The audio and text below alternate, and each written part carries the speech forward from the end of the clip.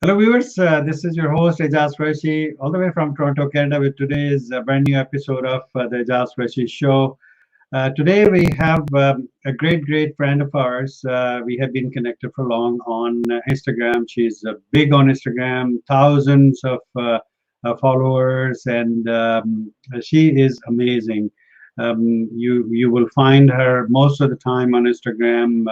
Interacting in a way or the other. She would either be posting or she would be live, and her lives are really amazing, very informative, and there are lots of people who are connected with her.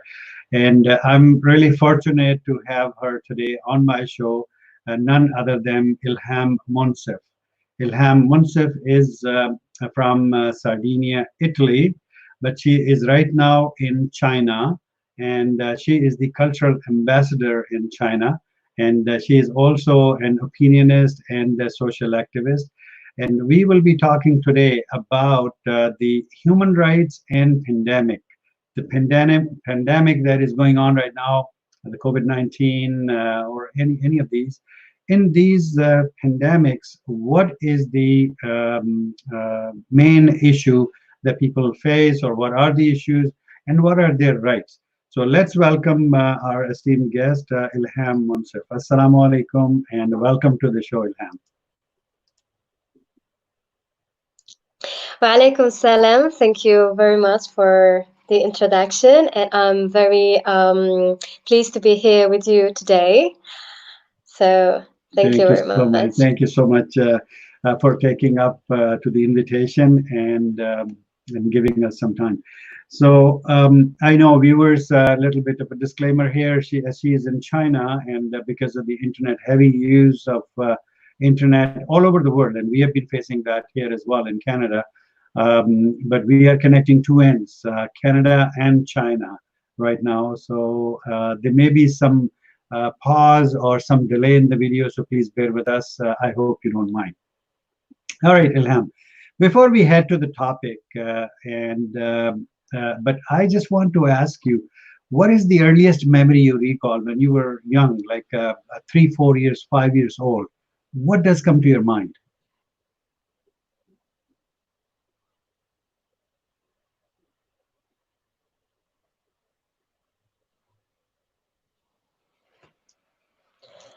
Sorry, would you please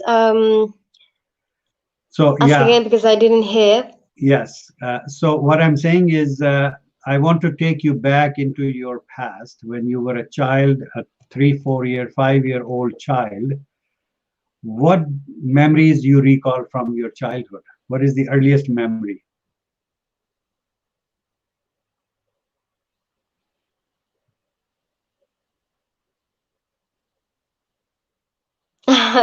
Well, the earliest memory that I do have is when I was 3 years old, 4 years old, when I was already in Italy, in Sardinia, where basically I grew up after being born in Marrakesh, in Morocco. And I do remember that my parents enrolled me in the very primary school, so for infant, Mm. and from that.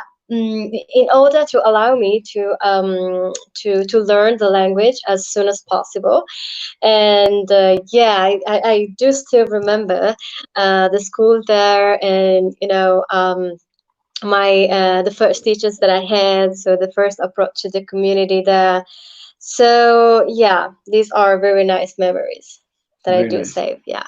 Very nice. Very nice. So tell us about how do you feel about being the ambassador, cultural ambassador.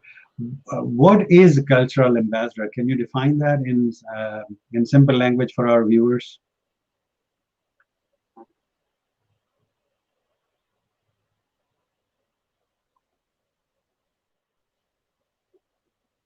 Sure. So, being cultural ambassador, it means to represent a culture, a civilization, a way of living, of thinking, of being. And I am an European cultural ambassador, which means that I'm somehow representing the European continent here in China. And the way I'm doing this is by teaching. In fact, I am a teacher of English and European civilization. And so I do not only teach language, but also I'm giving insight of European culture, the countries in European Union, and how which are the main differences among them. So all these cultural, social, and yeah, also traditional aspects of the European continent. Awesome, that's great. That must be a big responsibility, and you're doing that. So, hats off to you. Thank you so much for doing that over there. Now, let's get back to this pandemic, the COVID-19 that is going on right now, and everybody is facing. China has faced it in the beginning, and then now it's in the West, and it's in the Europe, and everywhere. Things have been really, terrible. People have been dying like anything. Hospitals are full. They are running short of staff. Even the doctors have passed away because of this. So when we talk about human rights, what are basic rights as far as the pandemic is concerned?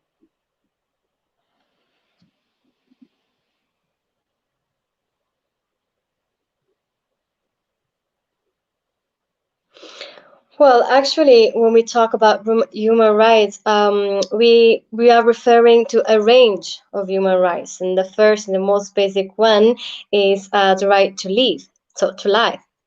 And the human rights concerns nowadays are about a number of rights that are threatened by this situation, not only by the immediate rights that are threatened, say health right, the right to health, but also all the other rights, for example, individual freedom, freedom of expression, the freedom of movement. So a lot of rights and freedoms that actually are kind of on standby during this pandemic.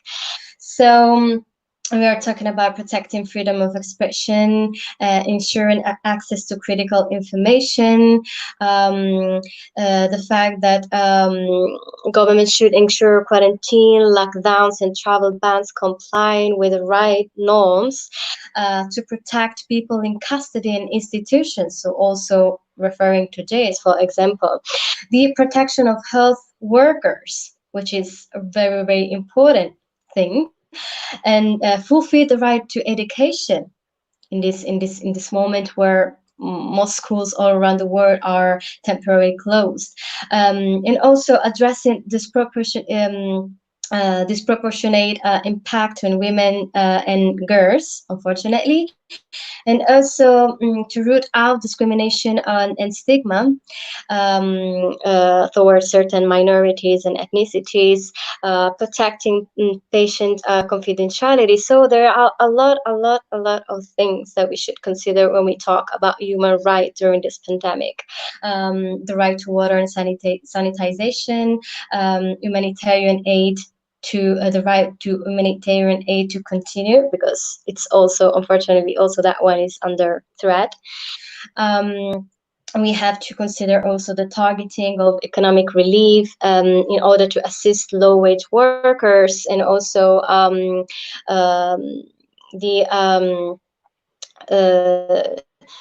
workers which are not regular ones. So yeah, there's a lot of things to be said, to be told about this, but Hmm. I would love to start with a very basic one, which is the right to health, which is, Yes, yeah, which is concerned during this pandemic.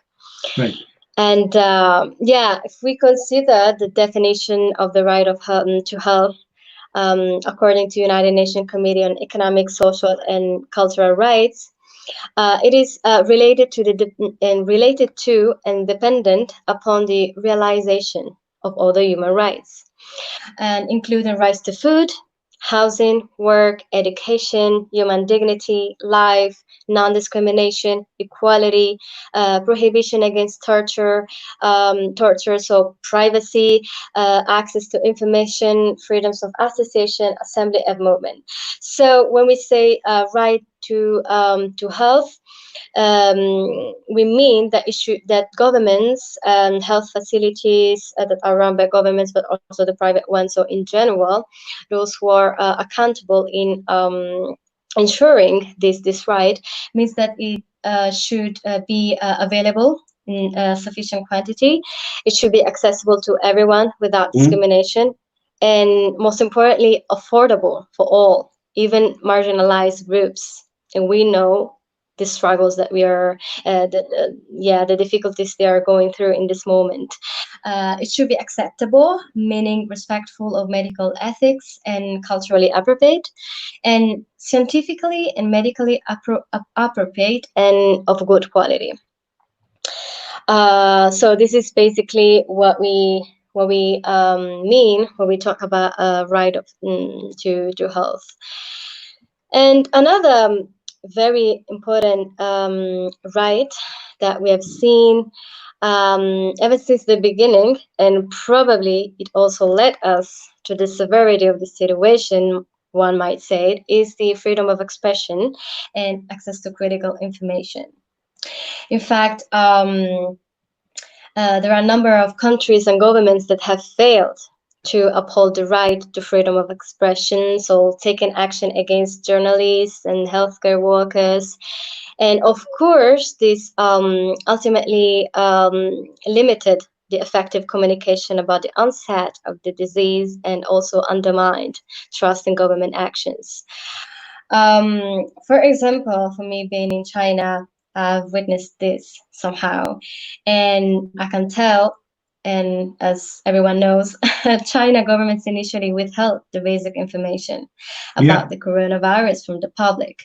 So, right. underreporting the cases of infection, downplaying the severity of the infection, and yeah, dismissing the likelihood of transmission between humans, even though they knew that there had been also in December transmission between humans. So authorities detained people for reporting on the epidemic on social media, and internet users, accusing them for rumor mongering, and then censoring online discussions of the epidemic and curbed media reporting. And in early January, as you may recall, that doctor, Li Wanlian, who was a doctor in a hospital in Wuhan, was summoned by the police for spreading rumors after he warned on the virus in online chat rooms. So, and unfortunately, the same doctor died because of the virus for COVID-19 in February. So, as you can see, freedom of expression, transparency, critical information is absolutely important. Also for security, for a security matter. So it's not only as an individual's freedom, but like backing off this freedom, it also led to the unfortunate situation in which the countries of China first and then the rest of the world are now is now. But it's not only something that happened in China, because also in Iran happened somehow the same thing. So um, because in the beginning of the outbreak, when the outbreak emerged, there were like anti-government protests around the country. So Iranian authorities have struggled to ensure the public that the government decision making around the COVID-19 outbreak has been in the public's best interest. So. In the beginning, they underreported, but then eventually the situation went worse and worse, and also public officials got sick and got the virus. So yeah, also in that case, we have seen how the freedom of expression and critical information has been denied.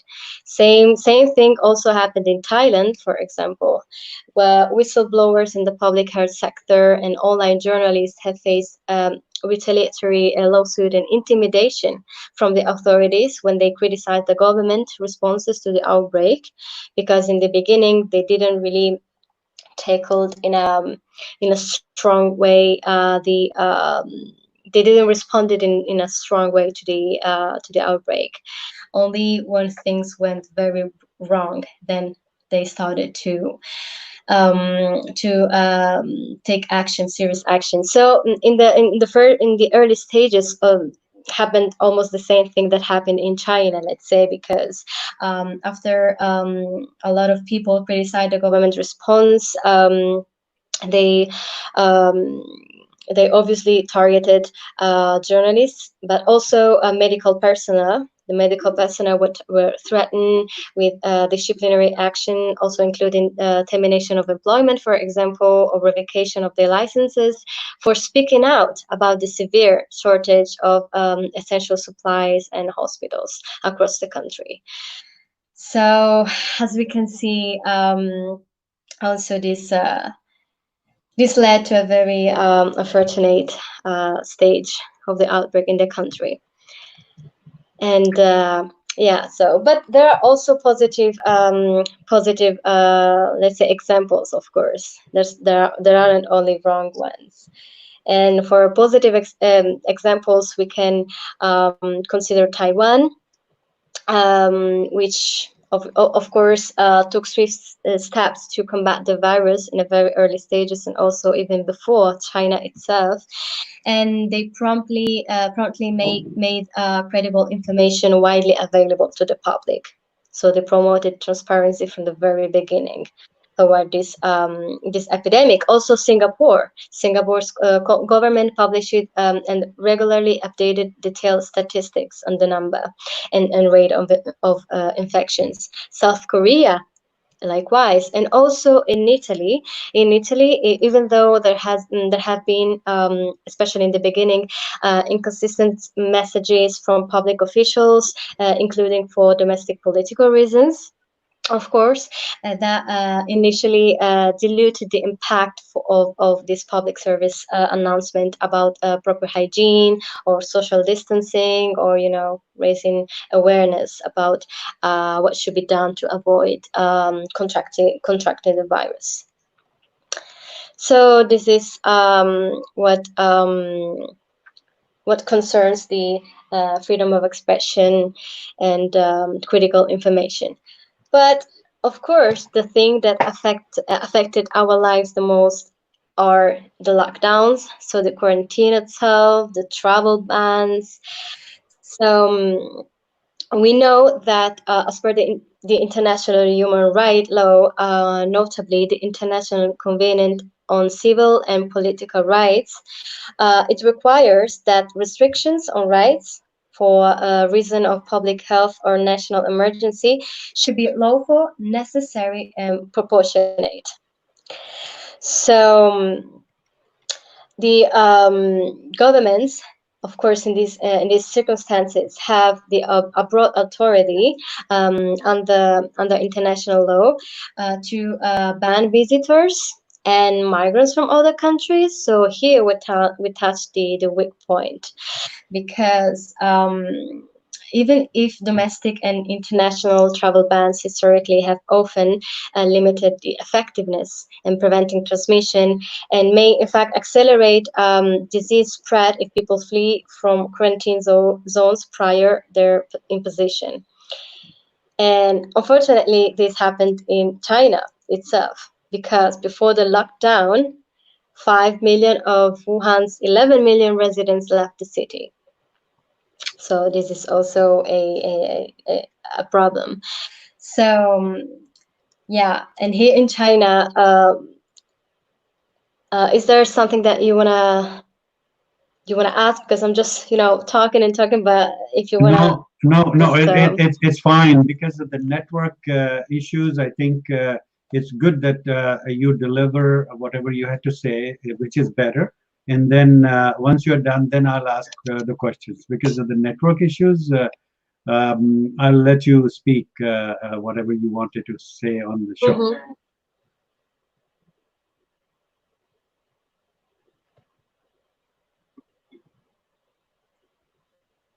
Yeah, sure. Thank you. So I was saying, yeah, about the restrictions. Well, restricting some very important and basic rights can only be imposed when lawful, for legitimate purpose, and when these restrictions are also scientifically like motivated. So we put cities in lockdown because we want to stop the spread of a disease. So this is, there is a scientific basic to this decision. But of course, travel bans and restriction of freedom can be also discriminatory. Can also deny people the right to seek asylum or violate absolute ban. And for example, seeking asylum, those people that are facing prosecution and torture, so those people, they should be assisted somehow, because we can't put them in danger just because of this public health emergency. So we should consider very carefully all these situations. So coming back to China and how it imposed this broad quarantine, uh, we also know that there have been violations of rights, because, well, in mid-January, authorities in China quarantined close 60 million people in 2 days. So, in an effort to curb the spread of the disease. And as I said before, the before the quarantine started, 5 million of 11 million residents of Hubei left the city. And those who stayed in the city, of course, they expressed difficulties, for example, obtaining medical care, also obtaining life necessities, some of them also food. And there are really chilling stories that afterwards emerged of death and illness, and all the problems that the quarantine itself caused. And one also might say that probably there are more people dead because of the consequences of the quarantine rather than the virus itself. In fact, a boy with now I would just like bring some examples. Yes. A boy with cerebral palsy died. Yeah, died because no one took care of him after his father was taken to be quarantined. Another story was about a woman with leukemia, which died after being turned away by several hospitals because of concerns about cross infection. A mother desperately pleaded the police to let her daughter with leukemia through a checkpoint at a bridge to get chemotherapy, because all these services were stopped and not guaranteed for several weeks, at least 2 weeks. Another man with kidney disease jumped to his death from his apartment balcony after he couldn't get access to health facilities measures. And then other really sad episodes are about the authorities who used various intrusive containment measures. For example, barricading shut the doors of suspected infected families with metal poles. So basically, forbidding them to go outside their houses, regardless the fact that they couldn't have any food in their home or water or whatsoever. Also arresting people for refusing to wear a mask, flying drones with a loudspeaker to scold people who went outside without masks. So, and also another thing is that authorities did little to combat discrimination against people from Wuhan and Hubei province who traveled elsewhere in China, because they also faced a very high, like very strong tension and discrimination, uh, because they were from Wuhan and Hubei in the rest of China. So basically, it happened what happened to Chinese elsewhere all over the world. And yeah, so these are the side effects of quarantine. But of course, as in everything, there are also the good examples of governments that try to avoid sweeping and overly broad restriction on movement and personal liberty, and move towards mandatory restriction when scientifically warranted and necessary, and when mechanism for support for those affected can be ensured. So. For example, also Italy did the same thing. We can't say they did quite good, I would say, because despite the lockdown measures, there have been few exceptions, and there has been also like a limited freedom for people to move around. So they also did some exemptions. And other good example are in Hong Kong, in Taiwan, South Korea, so in Singapore. So we also have a good examples on this.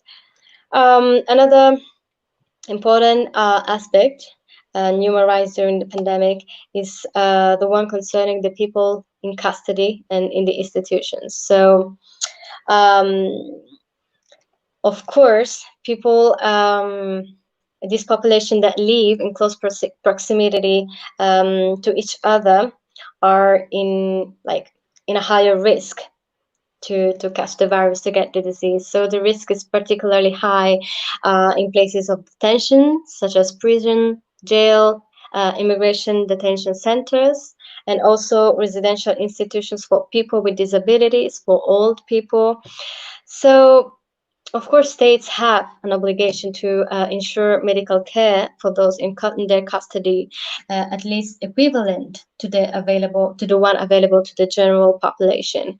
Um, and they must not deny detainees, including also asylum seekers and undocumented migrants, equal access to preventive, curative, and palliative health care.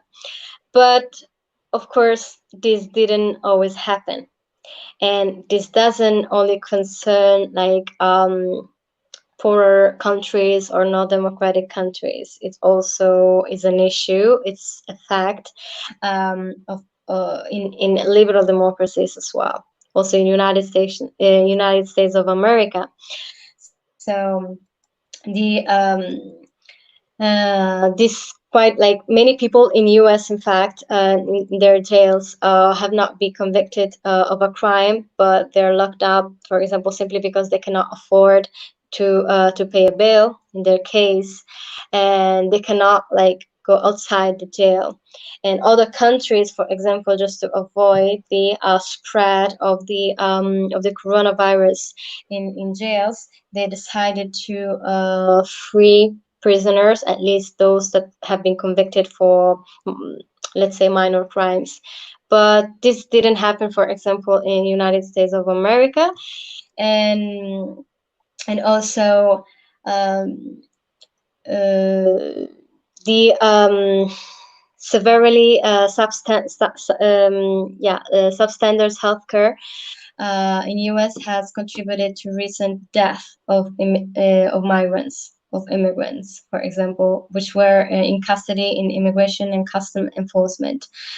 So because these centers often include also older people or people with serious chronic health conditions. So a lot of people died also in these conditions. So yeah, this is a very huge problem. And we also have other examples of countries that decided to take some measures in order to avoid the worst. Iran, for example, they released temporarily 85 million prisoners. In Bahrain, the king pardoned a lot of detainees. In Italy, they announced a plan to release and place on the house arrest prisoners with less than 18 months in their sentence. So every country somehow tried to mitigate these problems. And yeah, so this is what concerns people in jail and in several facilities. Um, Then another very important aspect that we should consider when we talk about human rights in this pandemic is the protection of health workers. We have seen a lot of these so-called heroes. Nowadays we call them heroes, but actually in a lot of countries they have been put in the front line without the appropriate with the appropriate tools and protective gears, and even in some cases they didn't even have masks. So they really have been through a rough period. So governments basically they have the obligation to minimize the risk of occupational accidents and disease, including in ensuring the workers to have the health information, adequate protective clothing and equipment, and yeah, there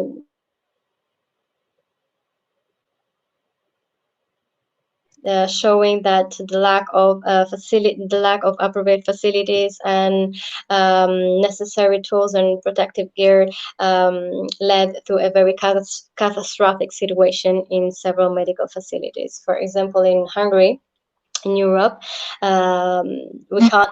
The Human Rights Watch suggested that the nation's mismanaged, underfunded, and understaffed public healthcare system, so therefore, they were very poorly equipped to handle this COVID-19.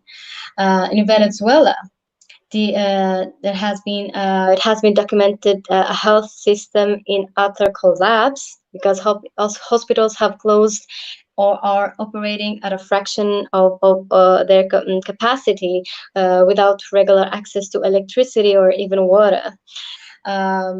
Then another other problems have been reported in Iran, because unfortunately because of the sanctions imposed by the U.S. government, which drastically constrained the ability of the country to finance humanitarian imports, including the medicines, and also other countries tried to um,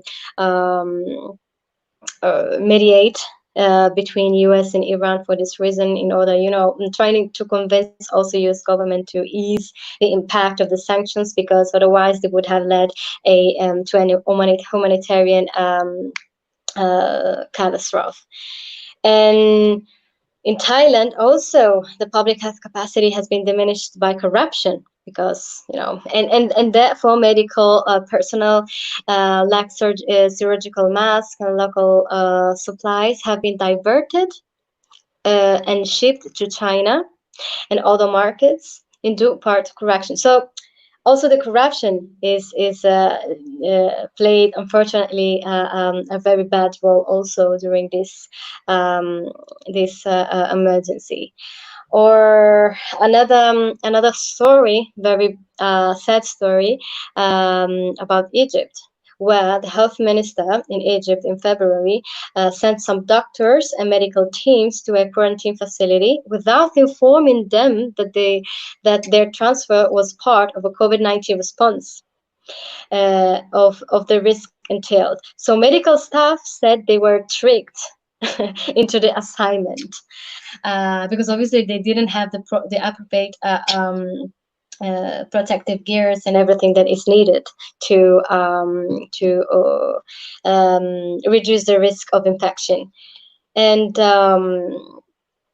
also in Lebanon, for example, also in Lebanon, the situation has been quite rough.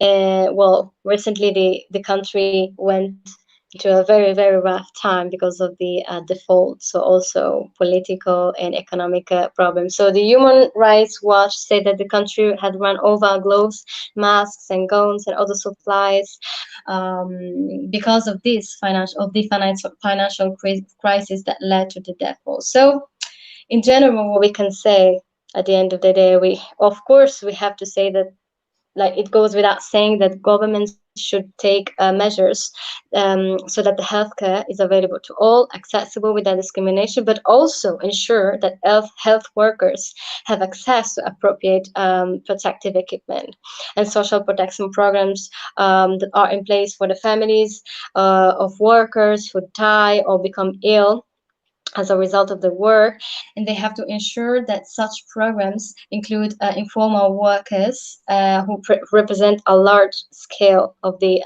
caregiving sector, especially in countries like Italy. I know it because it's my country and I know about it. And also in Italy, health workers have been to a very very through a very very rough time because of way too uh, stressing shifts, and that have been also lack of appropriate equipment.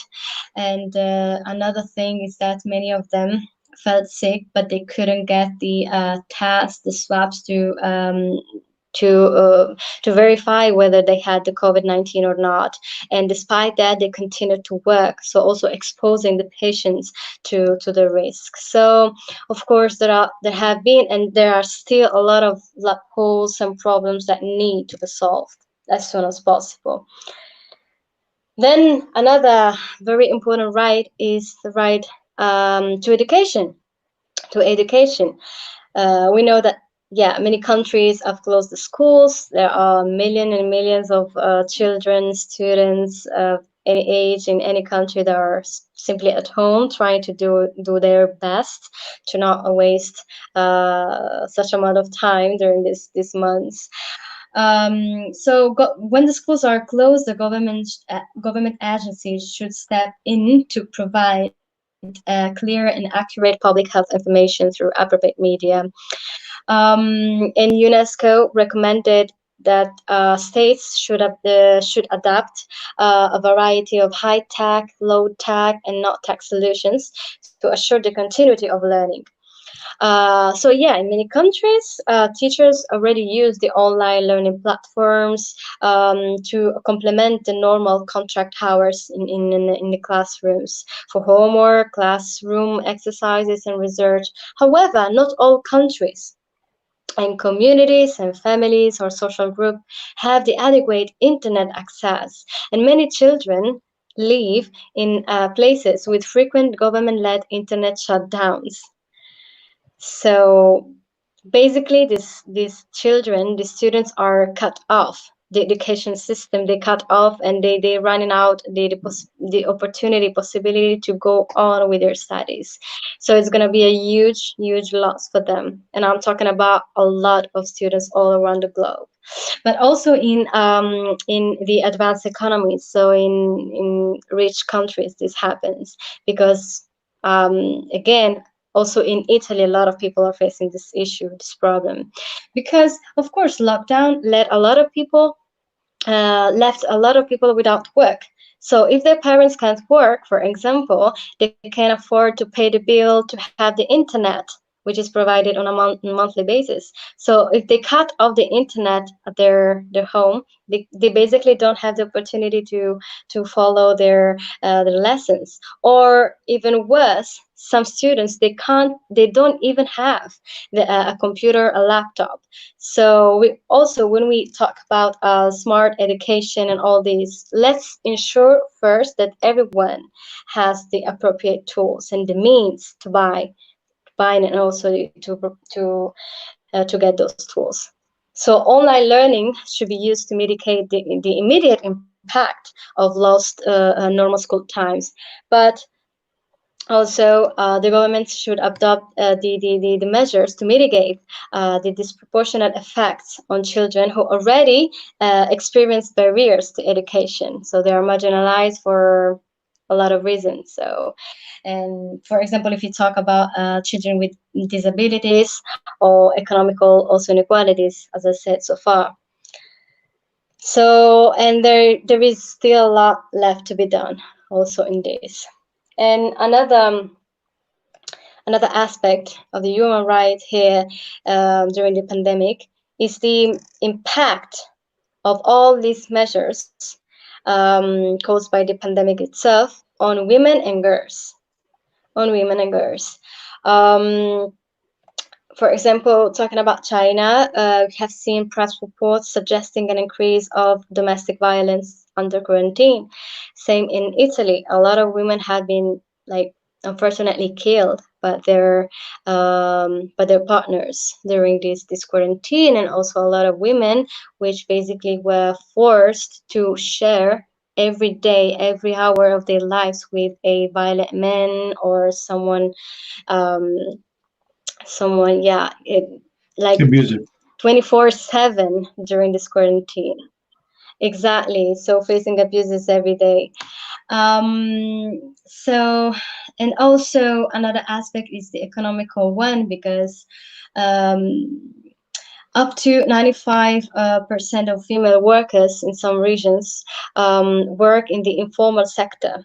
So, where there is no job security, no safety net. So, if a crisis like COVID-19 comes up, of course it affects their economical situation, it affects their earnings.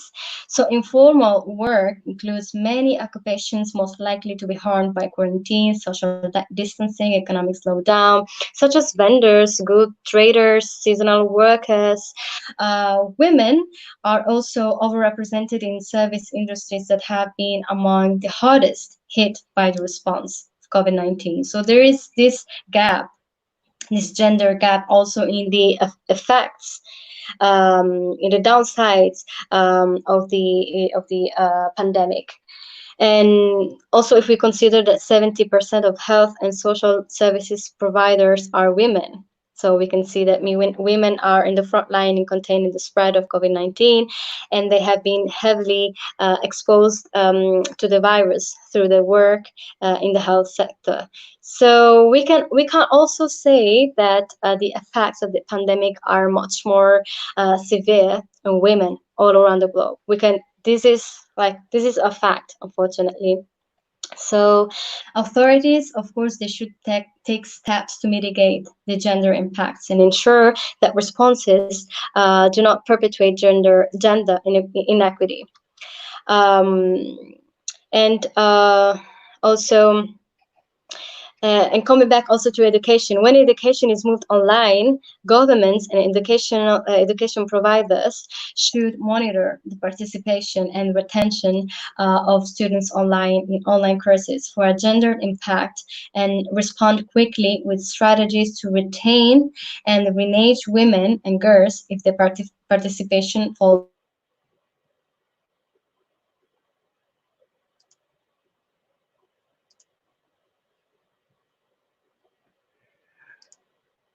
Viewers, our guest is joining, Ilham is joining all the way from China.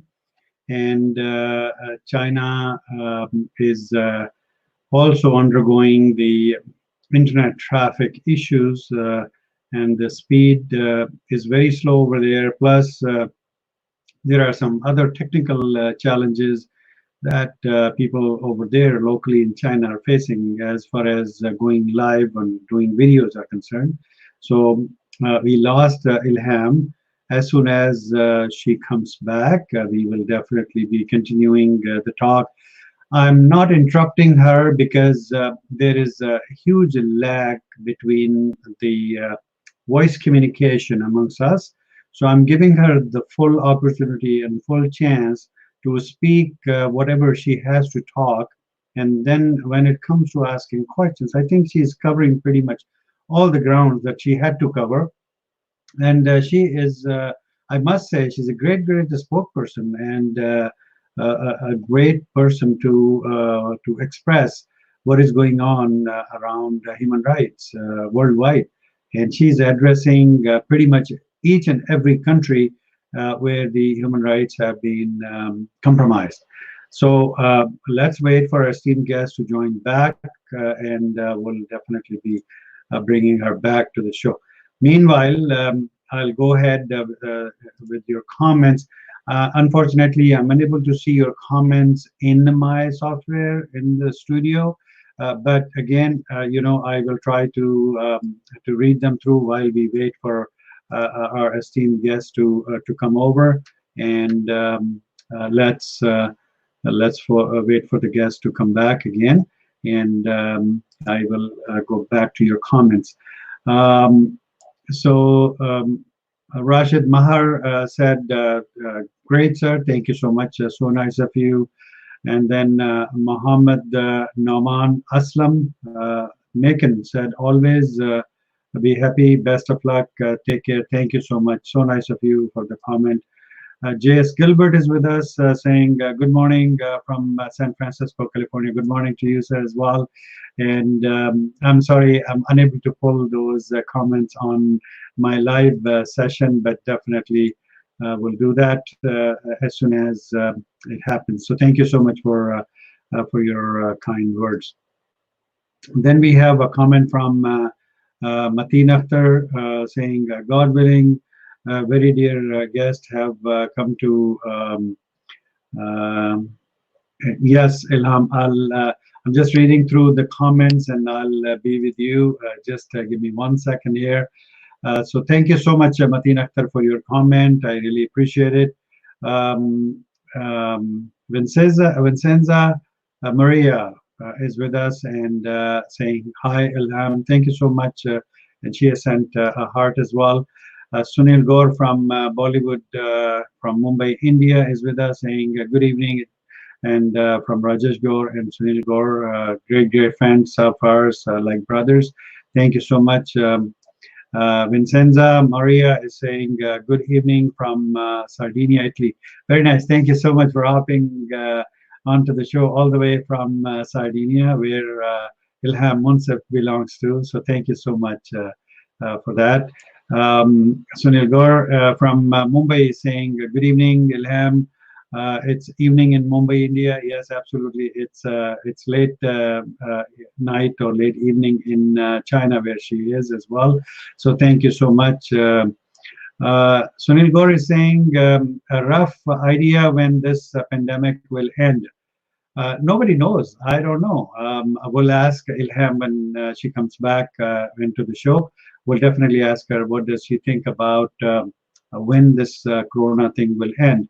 Sunil Gaur is saying, and the virus was mainly restricted to Wuhan city, not the other cities of China. That's a question he's asking that it was. But again, people fled, people left. That's what Ilham said in the beginning. The people left from Wuhan, and that caused the pandemic situation. So that's something to be considered. Then Sunil Gaur is saying Corona is showing no signs of declining. I don't know. I'm not really following the numbers from WHO, but WHO definitely has some numbers and they keep updating every now and then.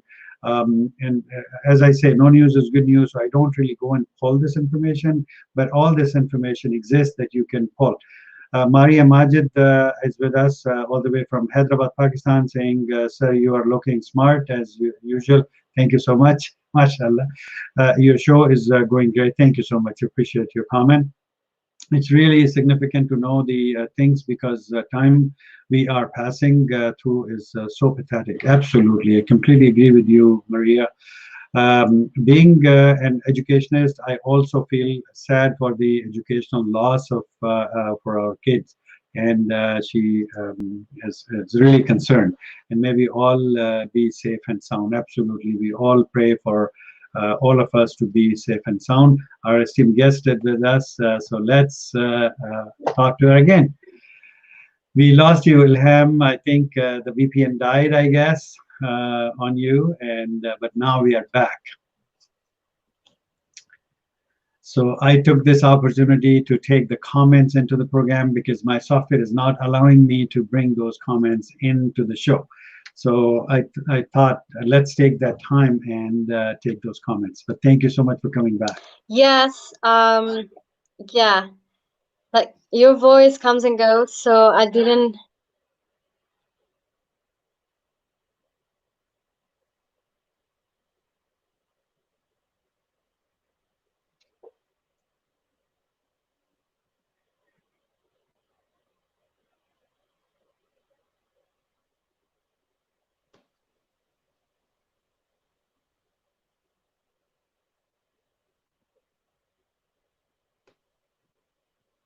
So I'm just I sent you. I'm sorry, I can't. I just I sent you can't a quick. hear you. Yeah, I know. I sent you a note, quick note, so you can just take that message. We can start again where you stopped.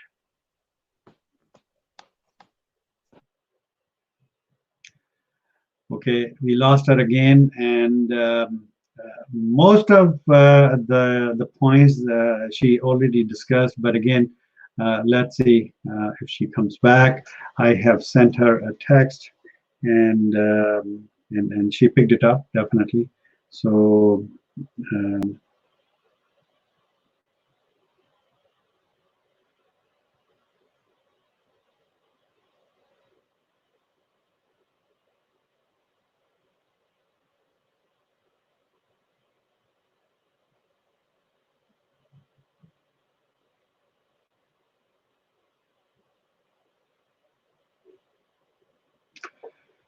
So I sent her a note again to come back and finish her talk, whatever, to complete her talk, whatever she wanted to say. I know that I cannot pull your comments into the show. There is some technical issues going on right now with Facebook. As I told you in the beginning, that Facebook is rewriting the whole code. They're rewriting Messenger, and they're rewriting Facebook code as well. So we have our guest back, and Ilham, go ahead and complete your talk. Okay, can you hear me now? Yes.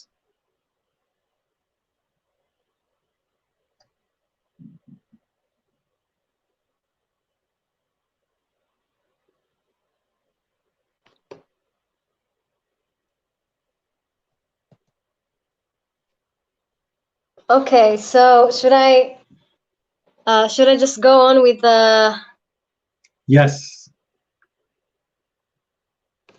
from where we stopped before? Is it okay? Yes. Yes, that's right.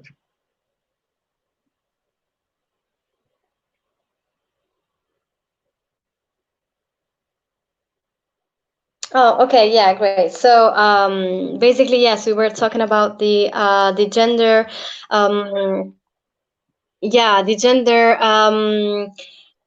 based difference for the results and the effects and consequences of the pandemic, which are obviously which differ heavily between men and women.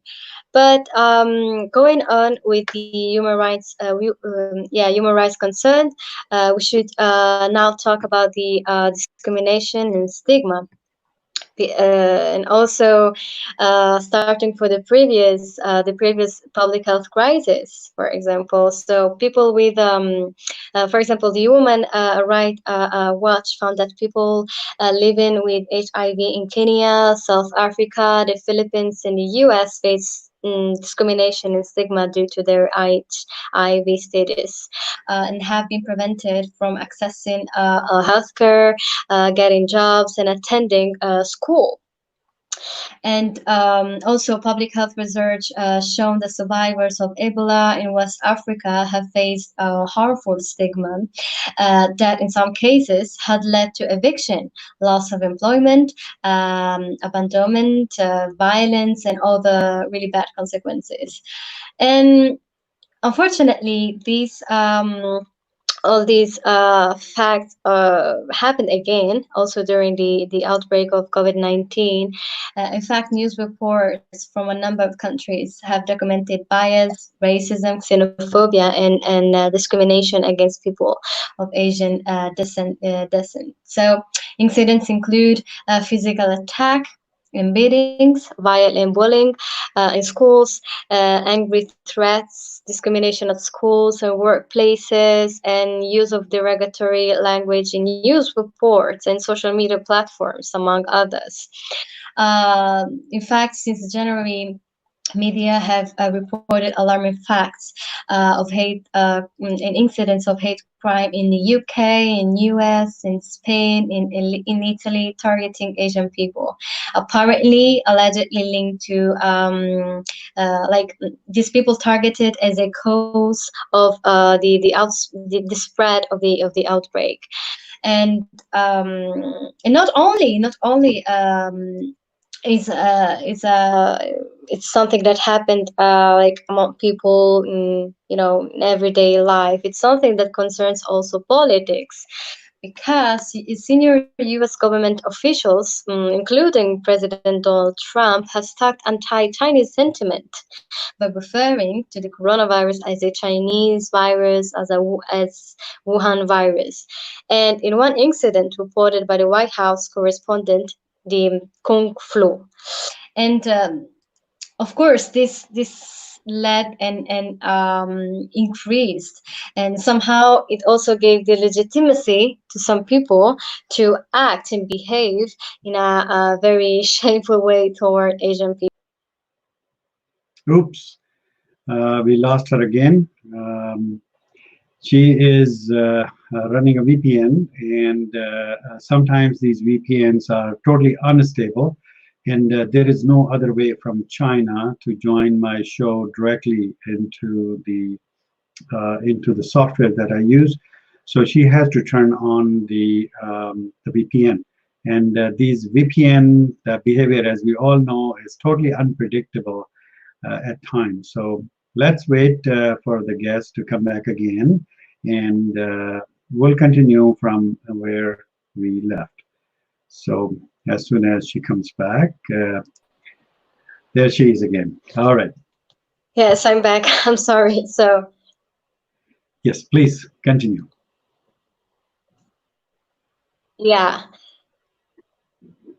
All right, yeah, and I was saying, yeah, the government officials who sometimes forward this xenophobic or racist sentiment.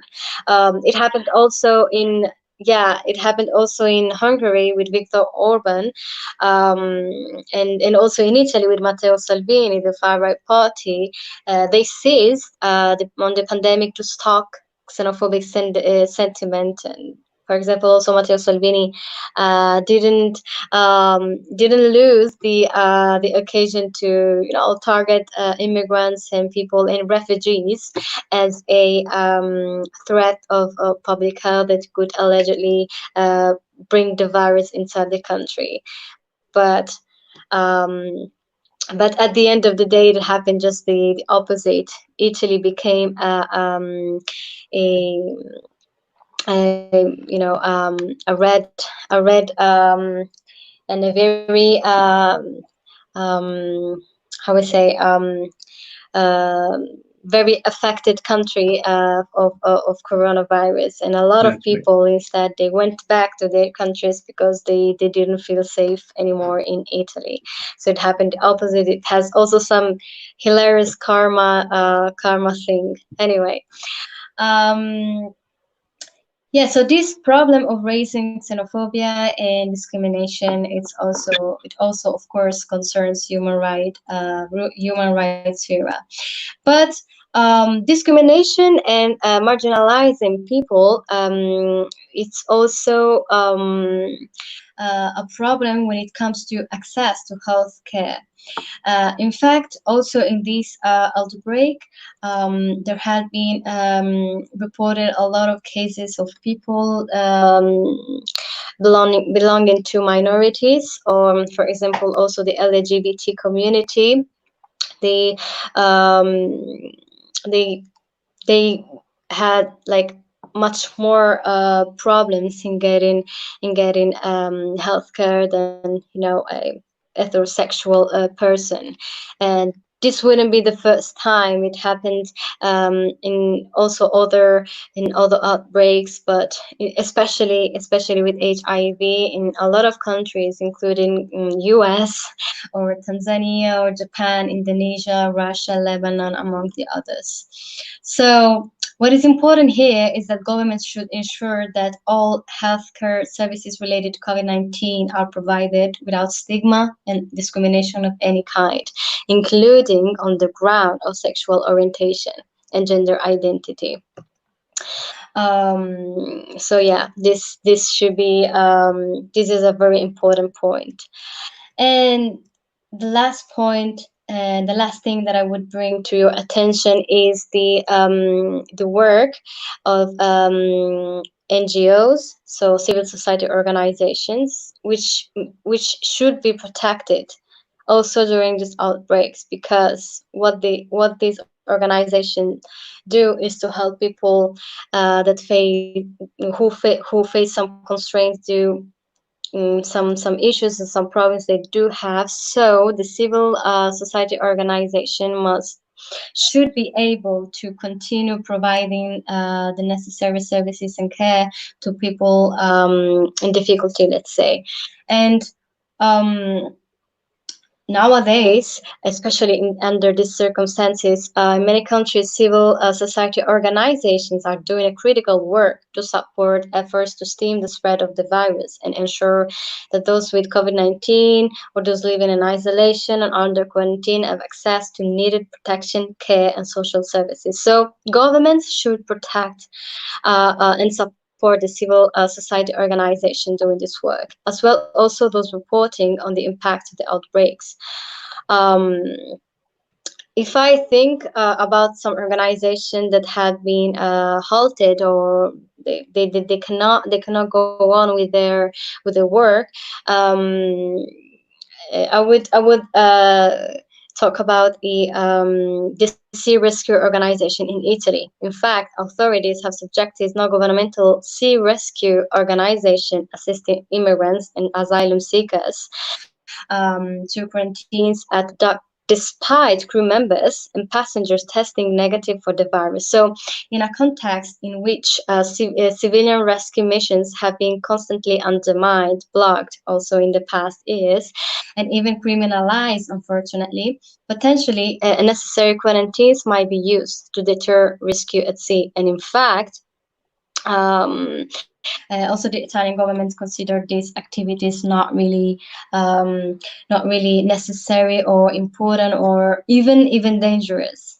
under these circumstances. So somehow the sea rescue organization had been kind of, let's say, halted in doing their job, what they're meant to do, which is saving lives in the Mediterranean Sea. What we can say is obviously that government should not exploit the coronavirus pandemic to criminalize or obstruct the work of civil society organizations. And unfortunately, this also happens. Because it is important that humanitarian aid continues in all its forms and ways. And according to United Nations, in fact, a number of many countries affected by the coronavirus are already facing crises due to conflict, natural disasters, climate change. So many people in those crisis-hit countries rely on humanitarian aid to survive. So the government should support this vital humanitarian operation carried out by the United Nations and all the agencies in order to not suffer even more as a result of the coronavirus. So this is what we should bear in mind when we talk about human rights. As I said in the beginning, there are a lot of things to consider, a lot of aspects, a lot of different shades and of the problems that, of course, come out when it comes to a pandemic and the measures that are taken to tackle these huge problems that is affecting the entire globe. Great. Awesome, Ilham. Thank you so much for taking this opportunity and coming on board and discussing the human rights issues that are people facing worldwide into its minor details. So thank you so much. I really appreciate you taking time and continuously talking about the human rights. I can see your passion. I can see your compassion and for people, And I think you are in the right job, being a cultural ambassador and being a person who feels for people, who feels for the humanity, who feels for the humankind. So thank you so much for uh, coming on the show and discussing this topic at length. Um, how was your experience with the show? What do you want to say? What is your final word about the today's topic, which is the human rights and pandemic? A final short message and your thoughts about the show. What do you think?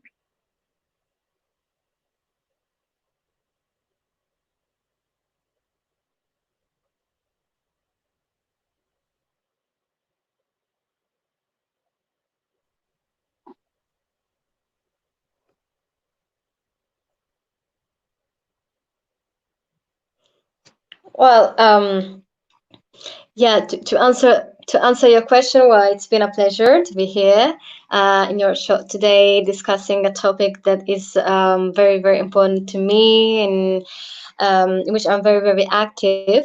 And so it was a very pleasant talk, despite the problems with the VPN and the internet here. Unfortunately, speaking about human rights here, we don't really have such a freedom when it comes to the use of internet and social media without restrictions. So yeah, despite this, it was very, very pleasant, and I thank you again for this opportunity. Thank you so much, Ilham. It has been pleasure on behalf of Dreams Television, the Aijaz Qureshi Show, myself, my entire team who helps me to run this show, as well as my three co-hosts from Islamabad, Sadakat Mubin, from Karachi, Aijaz Qureshi, and from Toronto, Tahira Awan, and all the viewers who have watched this show live and have commented. And I apologize to those viewers who have commented. I could not take because of the software issue with Facebook. I apologize, but we have been live on Facebook. We have been live on YouTube as well on my channel. And all the viewers who will be watching this show according to their time zone as a recording, thank you so much for your time. And you have fabulous energy. And stay safe and stay blessed, Ilham.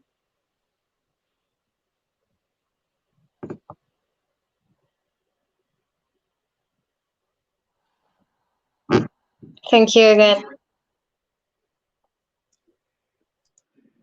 All right, viewers, that was Ilham Mounssif all the way from Sardinia, Italy. She is now resident of China. She's residing there as a cultural ambassador, and she has been, raising voice about human rights and things like that. I really enjoyed the talk. She had a very thoughtful discussion, very in-depth knowledge about what she was talking about, and it was a great show. Thank you so much for being with us. Apologies once again for being unable to take your comments, but soon this problem gets settled down. We'll definitely be taking your comments. But thank you so much for hopping on the show. It has been a pleasure. Stay home, stay safe, and keep yourself in the right place. Obey government and law enforcement agencies' orders, and stay safe. Thank you so much for your time. Goodbye.